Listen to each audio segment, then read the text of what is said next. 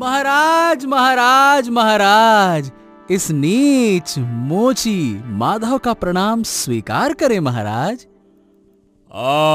माधव, मैंने तुम्हें एक खास काम की जिम्मेदारी देने के लिए बुलाया है। देखो, हमें लगता है कि हमारे राज्य में सिर्फ तुम ही इस काम को ठीक से कर सकते हो। महाराज, अगर मुझे आपसे कोई काम की जिम्मेदारी मिले तो मैं खुद को धन्य समझूंगा और उस जिम्मेदारी को अच्छे से निभाने की कोशिश करूंगा महाराज। आदेश करें महाराज। हाँ, तो सुनो, हमारे राज्य में एक खास मौके के लिए मैं अपने राज परिवार के सभी रिश्तेदारों को सोने की जूतियां तोहफे में देना चाहता हूँ, और मैं चाहता हूँ कि इस राज्य के सबसे काबिल मोची के रूप में तुम ये जिम्मेदारी लो। क्यों? लेकिन महाराज, एक ही आदमी को इतना बड़ा काम देना, अब ये भी आप बताइए भला, सही है क्या? हम काबिल इंसान को ही काम की जिम्मेदारी दे रहे हैं देवराज। हमें बहुत अच्छे से पता है कि माधव अपना काम पूरी जिम्मेदारी से कर सकता है। लेकिन महाराज, राज्य के बाकी मोची क्या सोचेंगे, ये भी तो सोचिए। वो यही सोचेंगे कि अगर उन्हें राज परिवार का काम चाहिए तो उन्हें अपने काम को और बेहतर करना होगा।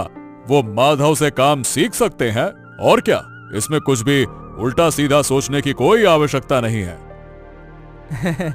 महाराज, आपका प्यार और भरोसा पाकर मैं कृतज्ञ हूँ।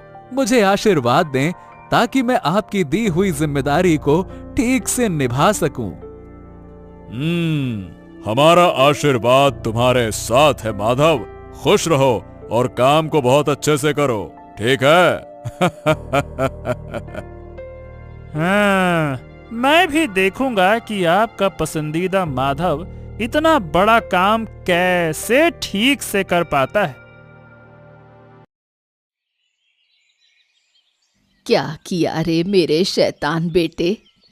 अरे माँ, क्या बताऊं मैं, जंगल में लकड़ी काटते वक्त ना लापरवाही से मेरा थोड़ा सा पैर कट गया, बस। क्या तू देखकर काम नहीं कर सकता? हर वक्त लापरवाही से काम करना ठीक नहीं। अब इस पैर का क्या होगा? तुम क्यों परेशान हो रही हो माँ? खून अपने आप रुक जाएगा ना, और हम गरीब लोगों का खून अगर ना भी रुके तो क्या कर सकते हैं माँ? तू मेरी कोई बात नहीं सुनता, कम से कम एक बात तो सुन। कौन सी बात माँ? माधव मोची से एक जोड़ी जूते खरीद ला। जूते होंगे तो पैर काफी हद तक बचेगा।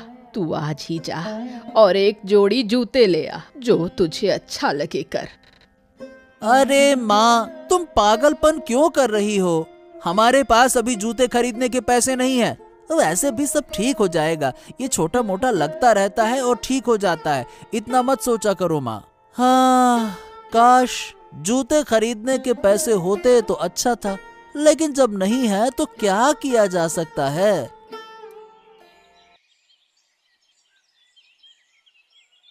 अरे राखी राखी, क्या तुम्हें कभी अकल आएगी? क्यों, क्या हुआ? अरे मैं इतनी दूर से दोपहर में घर आया हूँ, खाने का वक्त हो गया है और तुम अभी तक बिना कुछ किए चुपचाप बैठी हो। क्या तुम्हें शर्म वरम नहीं आती है क्या कि एक आदमी बाहर से आया है, खाना पानी दाना पानी कुछ तो दो उसको। अगर इतनी भूख लगी है तो खुद बनाकर खा लो। वाह वाह वाह वाह, खुद बना लो। देखो, शायद मैं तुम्हें समझा नहीं पा रहा हूँ, लेकिन एक बार समझने की कोशिश तो करो। मैं दिन भर बाहर काम में लगा रहता हूँ, इस बीच में घर आकर खाना कब बनाऊंगा बताओ भला। और वैसे भी महाराज ने मुझे एक बहुत बड़ा काम सौंपा है, उस काम में मुझे व्यस्त रहना होगा। अब बताओ भला, क्या मैं इस बीच आकर तुम्हें खाना बनाकर खिलाऊं कि महाराज का काम करूं? अरे घर का काम तुम्हें ही करना होगा राखी, और कोई नहीं करेगा। तुम अपना काम करो, मैं अपना काम करूंगी। आहा, लगता है कि तुमसे शादी करना ही मेरी बहुत बड़ी गलती थी।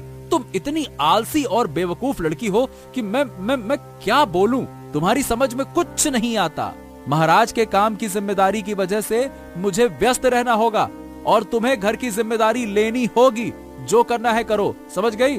धात तेरे की, एक आलसी लड़की से शादी करके मेरा तो जीवन ही बर्बाद हो गया। हैं?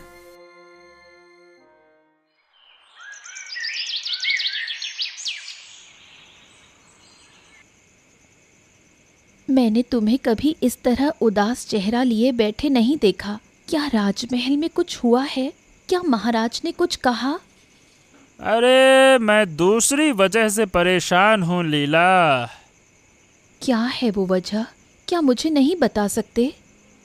दरअसल बात यह है कि आज महाराज ने उस माधव मोची को राज परिवार के सभी लोगों के लिए सोने के जूते बनाने का आदेश दिया है। बस इसी बात से मैं परेशान हूँ और मुझे बहुत गुस्सा आ रहा है। महाराज को समझाने की कोशिश की पर उन्होंने सुना ही नहीं। गुस्से से तो मेरा पूरा शरीर जल रहा है। लेकिन माधव को काम मिलने से तुम्हें गुस्सा क्यों आ रहा है? अरे मुझे गुस्सा इसलिए आ रहा है क्योंकि वो ढेर सारा पैसा कमाएगा ना, और मेरे हाथ कुछ नहीं लगेगा। अगर महाराज मेरे जरिए किसी से काम करवाते तो बीच में से मैं भी खूब सारा पैसा कमा सकता था, लेकिन यहाँ तो महाराज ने उसको बुला के सीधे सीधे काम दे दिया। मैं क्या बस देखता रह गया? देखो, मुझे लगता है कि तुम्हारा इस तरह सोचना ठीक नहीं है। माधव मेहनती है, इसलिए उसे ये जिम्मेदारी मिली। हमारे पास पहले से ही बहुत पैसा है, हम धोखेबाजी करके पैसा लेकर क्या करेंगे? तुम ऐसा सोचना बंद करो, तुम्हें शांति मिलेगी। अरे मैं तुमसे कोई ज्ञान सुनना नहीं चाहता, चुपचाप मुंह बंद करके बैठो। मैंने तो तुम्हारे भले के लिए जो सही लगा वही कहा। ओहो, मेरे भले की चिंता तुम्हें करने की जरूरत नहीं है, मैं अपना भला खुद समझ लूंगा। अरे सुबह सुबह तुम इतनी दूर कष्ट करके क्यों आई हो बूढ़ी माँ? क्या बात है? माधव, एक खास जरूरत के लिए आई हूँ माधव। हैं? जरूरत? भला मेरे पास कौन सी जरूरत? मैं तो कोई महाराज तो हूं नहीं, गरीब मोची हूं। पूरे गांव में और गांव के बाहर पूरे राज्य में मैंने तुम्हारे जूते बनाने की तारीफ सुनी है, इसी वजह से आई हूँ। देखो, थोड़ा खुल कर बताओ, समझ नहीं आ रहा। माजरा क्या है? क्या हो गया है? बताओ। तुम तो जानते ही हो, मेरा एक ही बेटा है। वो लकड़ी काट कर हमारा घर चलाता है। वो कभी किसी से मुंह खोलकर कुछ नहीं मांगता, लेकिन कल जंगल में लकड़ी काटते वक्त लापरवाही से उसने अपना पैर काट लिया। अब तुम ही बताओ, ऐसी हालत में एक जूते की जरूरत है, इसलिए तुम्हारे पास आई हूँ। ओ, ठीक है ठीक है ठीक है, ले जाओ, मैं तुम्हें बहुत अच्छा जूता दूंगा। ठीक है। जूते की कीमत कितनी लोगे? मुझे पहले जानना जरूरी है, क्योंकि मेरे पास ज्यादा पैसे नहीं हैं बेटा। हमारी हालत बहुत अच्छी नहीं है। अरे क्या तुम पागल वागल हो गई हो क्या? मैं तुमसे पैसे लूंगा हैं? अगर एक इंसान की मुसीबत में दूसरा इंसान साथ ना दे तो कौन देगा बताओ? मैं तुम्हें मुफ्त में जूता दूंगा। हाँ, कोई पैसे वैसे नहीं ले रहा, ले जाओ। तुम्हारा ये उपकार मैं कभी नहीं भूलूंगी बेटा।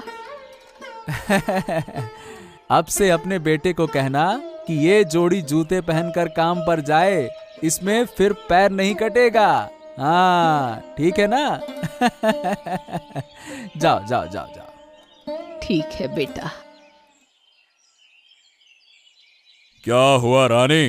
दरबार जाने के वक्त तुमने मेरा ये रास्ता क्यों रोका है? समझ नहीं आ रहा कि देरी हो रही है।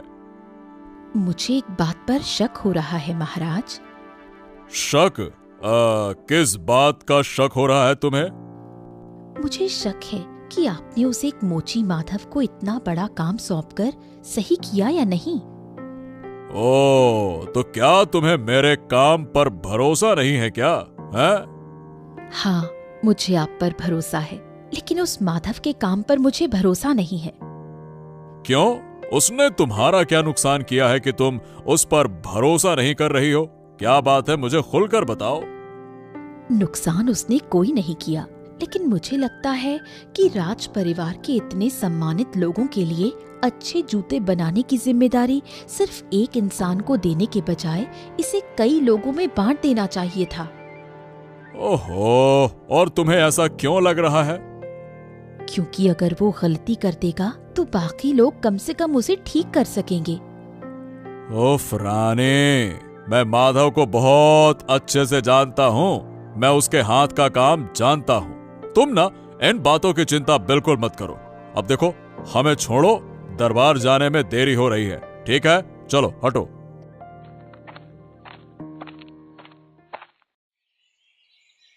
अरे राखी, तुम आ गई। तुम तो आमतौर पर आलस के मारे घर से बाहर नहीं निकलती। कोई खास जरूरत है क्या? हाँ, जरूरत तो है। क्या जरूरत है? तुम जो हमारे घर से अपने बेटे के लिए जूता ले गई हो, उसका दाम कौन देगा? मैंने तो माधव से बात कर ली थी। माधव ने खुद कहा था कि उसका दाम नहीं लेगा, वो वैसे ही पहनने के लिए दे रहा है। वो जो चाहे कह सकता है, लेकिन तुम्हें खुद भी तो समझ होनी चाहिए। तुम्हें इतनी अक्ल नहीं कि किसी से कोई चीज मुफ्त में नहीं लेनी चाहिए। तुम्हें खुद ही पैसा देना चाहिए था। ये तुम क्या कह रही हो? उसने खुद कहा था कि पैसे मत देना, इसलिए मैंने नहीं दिए। और वैसे भी हमारी स्थिति बहुत अच्छी नहीं है। एक बात कान खोलकर सुन लो। कौन क्या कह रहा है इससे मुझे फर्क नहीं पड़ता। मुझे जूते के पैसे चाहिए, इसलिए मैं इतनी दूर चलकर आई हूँ। ये बात अच्छे से याद रखना। ठीक है, मैं माधव से एक बार बात कर लूंगी और तुम्हें पैसे दे दूंगी। बस मुझे थोड़ा समय दो। मुझे तुम्हारी कोई सफाई नहीं सुननी बुढ़िया। मुझे जितना जल्दी हो सके पैसे चाहिए। मैं आखिरी बार कहकर जा रही हूँ, ध्यान रखना।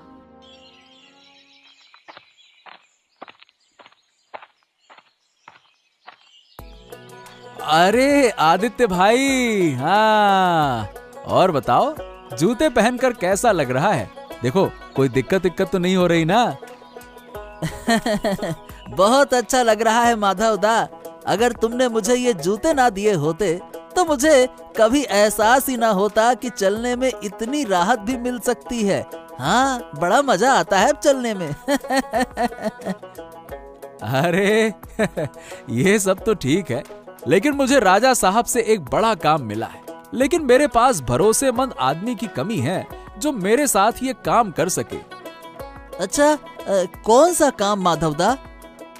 देखो, राजा साहब के विशेष समारोह के लिए वो अपने सभी रिश्तेदारों को सोने के जूते गिफ्ट में देना चाहते हैं, मतलब उपहार के तौर पे देना चाहते हैं। इसके लिए बहुत सारे सोने के जूते तैयार करने होंगे, लेकिन मैं अकेले ये काम नहीं कर सकता। इसीलिए मुझे एक सहायक की जरूरत है, लेकिन मुझे भरोसेमंद आदमी नहीं मिल रहा। बताओ, क्या तुम मेरी मदद करोगे? बताओ। अरे माधव दा, तुम्हारे साथ काम करने का मौका मिला तो मैं तो खुद को धन्य समझूंगा। मुझे तो बहुत खुशी है। मैं तो खुशी खुशी तुम्हारे साथ काम करूंगा दादा। जो इतना बेहतरीन जूता बना सकता है उसे राजा साहब काम नहीं देंगे तो भला किसे देंगे? मैं तैयार हूँ। हाँ, देखो, असल में काम इतना जिम्मेदारी भरा है कि मैं किसी पर भरोसा नहीं कर सकता। सिर्फ तुमसे मैंने ये बात कही है। हाँ, ये बात आपने बिल्कुल सही कही, बिल्कुल पते की। जब काम हो जिम्मेदारी का तो जिम्मेदारी से ही करना चाहिए। देखो दादा, अब तुमने मुझ पर विश्वास किया है तो मैं उस विश्वास की कद्र करूंगा। हाँ। ठीक है, तो फिर तुम मेरे साथ काम करने आओगे, ठीक है? हाँ, बिल्कुल, मैं तुम्हारे साथ काम करने आऊंगा दादा। हम दोनों मिलकर राजा की सेवा करेंगे।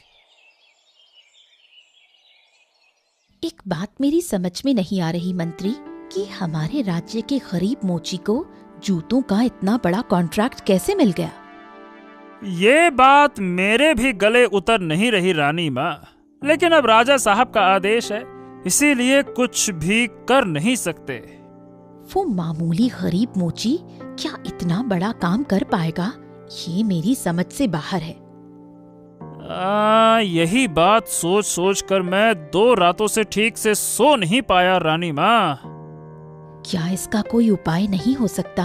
कोई ऐसा तरीका जिससे वो शैतान मोची इस जिम्मेदारी से हट जाए? मैं भी यही योजना बना रहा हूँ महारानी कि किसी भी तरह से करके।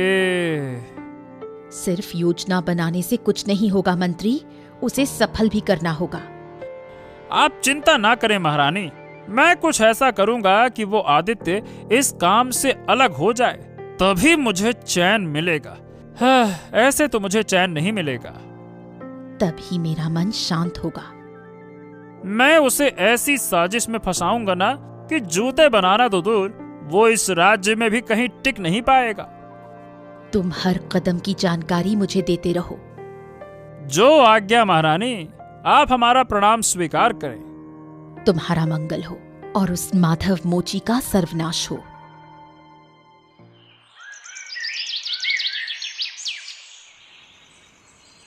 आहा, वैसे तो तुम हमेशा घर में बैठी रहती हो, आज कहाँ गई थी बताओ? अपने भले के लिए गई थी। तुम तो अपना सब कुछ दूसरों को मुफ्त में बांटते रहते हो। उन जूतों का दाम कौन चुकाएगा? किसका दाम? मैं आदित्य के घर गई थी जूते के दाम लेने। तुमने उसे मुफ्त में जूते दे दिए, इसलिए मैं उसकी माँ के पास गई थी पैसे लेने। मैंने उसे खूब खरी खोटी सुनाई। क्या? अरे अरे अरे अरे, तुम्हें शर्म नहीं आती? बेशरम कहीं की। अच्छा काम करने में तुम्हारी तो कोई रुचि नहीं, और जो करने को कहा जाए वो नहीं करोगी, और मेरे काम में टांग अड़ाने में किसने कहा वहां जाके पैसे मांगने के लिए? किसने कहा बताओ? देखो, ये मैंने तुम्हारे और अपने भले के लिए किया। ज्यादा बातें मत बनाओ। अरे मुझे खुद पता है कि क्या सही है और क्या गलत। तुम मुझे नहीं बताओगी, और जो बात तुम्हें समझ नहीं आती उस पर बोलने की कोई जरूरत नहीं है। अगर तुम्हें समझ होती तो हमारी जिंदगी कब की सुधर गई होती। दुनिया सुधरे या नहीं, लेकिन मेरी अनुमति के बिना कोई काम ना करना। कान खोल के सुन लो, कोई काम ना करना। अगर फिर किया तो मुझसे बुरा कोई नहीं होगा, याद रखना ये बात। हाँ, तुम्हें ये सब नहीं करना चाहिए था। इसका अंजाम तुम्हें भुगतना पड़ेगा, देख लेना। माँ, तुम्हारे लिए एक अच्छी खबर है। हाँ। क्या हुआ रे आदित्य, कैसी अच्छी खबर? अरे माधव दादा को राजा से बड़ा काम मिला है, और वो इस काम में मुझे भी साथ रखना चाहते हैं। मैंने तो सुनते ही हाँ कह दिया माँ। हाँ हाँ कह दी, लेकिन हर चीज पर अच्छे से सोचा कि नहीं? अरे इसमें और क्या सोचना है माँ, माधव दा पे भरोसा है मुझे। माधव की मदद करना अच्छी बात है, लेकिन उसकी पत्नी ठीक नहीं है। वो हमारे घर आई थी पैसे मांगने। बड़ी चालाक औरत है, इसलिए कह रही हूँ थोड़ा सावधान रहना। माँ देखो, कौन अच्छा है और कौन बुरा, इससे मुझे क्या फर्क पड़ता है। मुझे बस अपना काम करना है। हाँ, ये तो तू करेगा, मैं जानती हूँ, लेकिन दुनिया में हर कोई तेरे जैसा अच्छा नहीं होता। अच्छे लोगों को नुकसान पहुँचाने वाले बहुत हैं, इसलिए कह रही हूँ थोड़ा संभल कर रहना। ठीक है माँ, तुम्हारी बात याद रखूंगा। देखना, अब हमारे सारे दुख दूर हो जाएंगे। हाँ। अरे माधव, तुम तो बड़े मजे से जूते बनाने में लगे हो, लेकिन बाकी खबरें रखते हो कि नहीं रखते हो? हैं? और क्या खबर रखना चाहिए महामंत्री जी, बताइए। लगता है कि तुम भूल गए हो कि सिर्फ तुम्हें इतना बड़ा काम मिलने से कई लोग नाराज हैं और तुम्हारा नुकसान करना चाहते हैं। मेरा दुश्मन? मेरा कोई दुश्मन कैसे हो सकता है महामंत्री? तो असली बात ध्यान से सुनो। महाराज ने सिर्फ तुम्हें ये काम दिया है, इसलिए उनके शत्रु अब तुम्हारी ओर नजर गड़ाए हुए हैं। मौका मिला तो तुम्हें खत्म कर सकते हैं।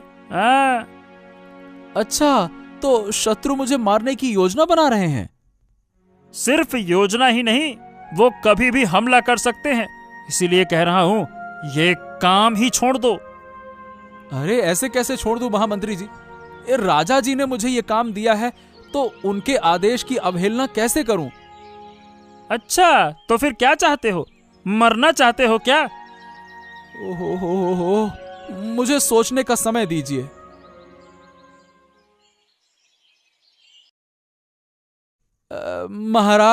महाराज, कृपया मुझे क्षमा करें। मैं इस जूता बनाने के काम से इस्तीफा देना चाहता हूँ। मैं नहीं कर सकता। ओ, तो तुम नहीं कर सकते। और तुम्हारा ऐसा निर्णय क्यों? अचानक ये बदलाव क्यों आया? क्या कोई समस्या हुई है क्या? महाराज, स्वयं महामंत्री मेरे घर आए और बताया कि मैंने ये बड़ा काम स्वीकार कर लिया है। इस कारण कई बाहरी शत्रु मुझे और मेरी पत्नी को मारने की कोशिश कर रहे हैं। बस मैं मरना नहीं चाहता, इसीलिए मैं ये काम छोड़ना चाहता हूँ। देवराज, माधव जो कह रहा है, क्या ये सच है क्या? हाँ महाराज, मैंने पहले ही कहा था कि माधव इस काम के योग्य नहीं है। क्या मेरी बात सच साबित नहीं हुई? वो काम नहीं कर पा रहा है, यही उसका प्रमाण है। अब वो बहाने बनाकर इस काम से इस्तीफा मांग रहा है, बस, और कोई बात नहीं है। कोई भी स्वीकार नहीं करना चाहता कि वो किसी कार्य के योग्य नहीं है। आप खुद ही देखिए ना, बहाने बनाकर मेरा नाम लेकर काम मना कर रहा है।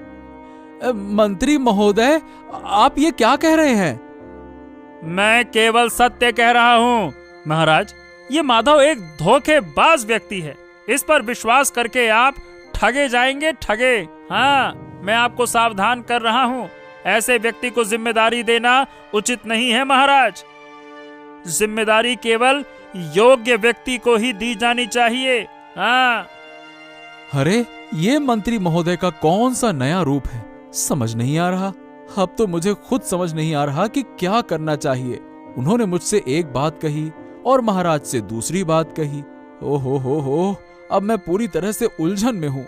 क्या करूं?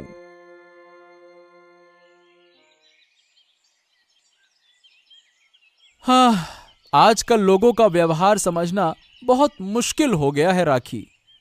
क्यों, क्या हुआ? अरे, महामंत्री देवराज हमारे घर आए और हमें डरा धमकाकर कहा कि बाहरी दुश्मन हमें मार डालेंगे क्योंकि हम जूते बना रहे हैं बहुत सारे। लेकिन वहीं देवराज महाराज के सामने कह रहे थे कि मैं अयोग्य हूँ, मुझे काम करना नहीं आता, मैं धोखेबाज हूँ, मुझे काम से निकाल देना चाहिए। अब समझ में नहीं आ रहा कि मुझे करना क्या चाहिए। मैं समझ गई, ये सब देवराज की साजिश है। अच्छा, अगर ऐसा ही है तो मन लगाकर महाराज का काम करूंगा मैं। यही तुम्हारे लिए एकमात्र रास्ता है। मैं साफ देख रही हूँ कि वो धूर्त महामंत्री देवराज साजिश कर रहा है। अगर उसकी चाल को रोकना है तो तुम्हें महाराज के पास जाकर जिम्मेदारी के साथ अपना कार्य करना होगा। हाँ, मैं सोच रहा हूँ कि महाराज के सामने आदित्य को लेकर जाऊं और पूरी निष्ठा से काम करूं। लेकिन एक चिंता है मेरी। अब क्या चिंता है तुम्हारी? क्या तुम सब कुछ संभाल पाओगी? अब तक तुम्हारा आलस्य नहीं छुड़ा पाया मैं, बस यही मेरी चिंता है। तुम निश्चिंत रहो, तुमने अब तक मेरा आलस देखा है, मेरा काम नहीं। अब तुम मेरा काम देखोगे। एक पत्नी के रूप में ये मेरा वचन है।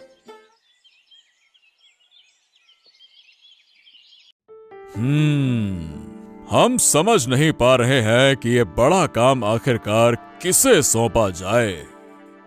अरे, चिंता ही मत करें महाराज, मैं जल्द ही कोई न कोई समाधान निकालूंगा।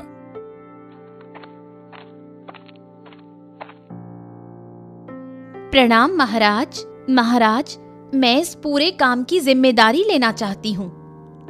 तुम ये क्या बक रही हो महाराज? ये स्त्री आपको झूठे प्रलोभन दे रही है।